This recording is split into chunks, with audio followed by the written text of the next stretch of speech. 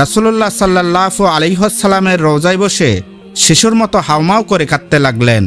রওজার পাশে বসে তিনি বলতে লাগলেন, ইয়া রাসূলুল্লাহ, যে মদিনায় আপনি নেই সে মদিনায় আমি বেলাল কিভাবে থাকব?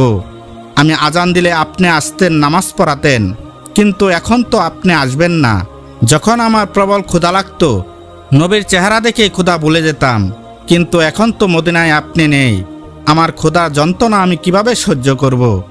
এমন সময় হযরত আবু বকর রাদিয়াল্লাহু তাআলা আনহু ও কয়েকজন সাহাবী এসে বললেন, হে বেলাল, তুমি আজ মসজিদের নববীতে আজান দাও।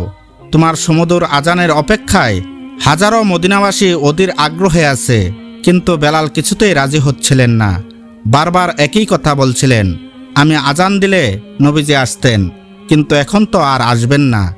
অতঃপর হযরত উমর রাদিয়াল্লাহু তাআলা আনহু বললেন, হাসান ও হুসেনকে বেলালের সামনে নিয়ে আসো, কারণ নবীজি তাদের দুজনকে ভীষণ ভালোবাসতেন, হয়তো তাদের চেহারা দেখে বেলাল আবার আজান দিতে রাজি হবেন। অতঃপর ইমাম হাসান ও হুসেনকে বেলালের সামনে আনা হলো। তাদের দেখে বেলাল রাদিয়াল্লাহু তাআলা আনহু দৌড়ে এসে বুকে জড়িয়ে ধরলেন এবং ফুঁপিয়ে ফুঁপিয়ে কাঁদতে লাগলেন। তখন ছোট্ট হুসাইন রাদিয়াল্লাহু তাআলা আনহু আবেগে চিৎকার করে বললেন, হে নানার মুয়াজ্জিন, নানা তো আর পৃথিবীতে বেঁচে নেই, আমরা কি তোমার সেই মধুর আজান আর একবারও শুনতে পারবো না?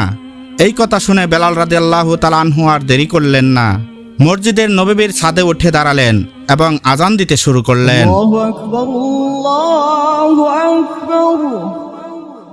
তার কণ্ঠে আজান বেশি উঠতেই সমগ্র মদিনা কেঁপে উঠল। মদিনার লোকেরা ছুটে এসে ভিড় জমালো। আমাদের মুয়াজ্জিন বিলাল ফিরে এসেছে।